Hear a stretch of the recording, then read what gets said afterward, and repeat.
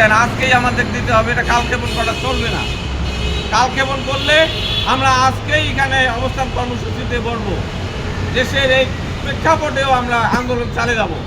আলহামদুলিল্লাহ।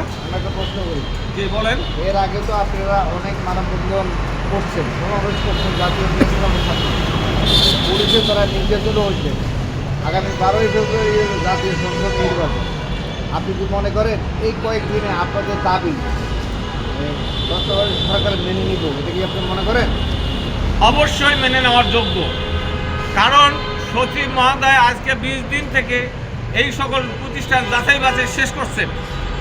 শেষ করে উনি নিজে স্বীকারোক্তি দিচ্ছেন যে কয়টা প্রতিষ্ঠান, আমরা তো বেশি সংখ্যা দাবি করিনি, আমরা দাবি করছি একটা প্রতিষ্ঠান। আপনি একটা পান, 10টা পান, 20টা পান, 500 পান, যা আপনার নীতিমালা আপনার বিধান অনুপাতে আসছে আপনি সেটাকেই আপনি এমপিও মুক্ত করে দেন, এই এমপিও নিয়ম ধারা চালু করে দেন। আমরা তো বেশি দাবি করিনি, আমরা তো অযৌক্তিক দাবি করিনি। নির্বাচনের গতিতে চলবে, নির্বাচনে তারা তাদের অধিকার আদায় করবে, আর আমরা আমাদের পেটের অধিকারের জন্য আমরা রাস্তায় নামছি। আমরা এমপি মন্ত্রী হতে চাই না, আমরা এমপি মন্ত্রী হব না, আমাদের লাইফ শেষ। আমরা এই এমপিও প্রত্যাশার জন্য আমরা আসছি। ধন্যবাদ। আসসালামু আলাইকুম।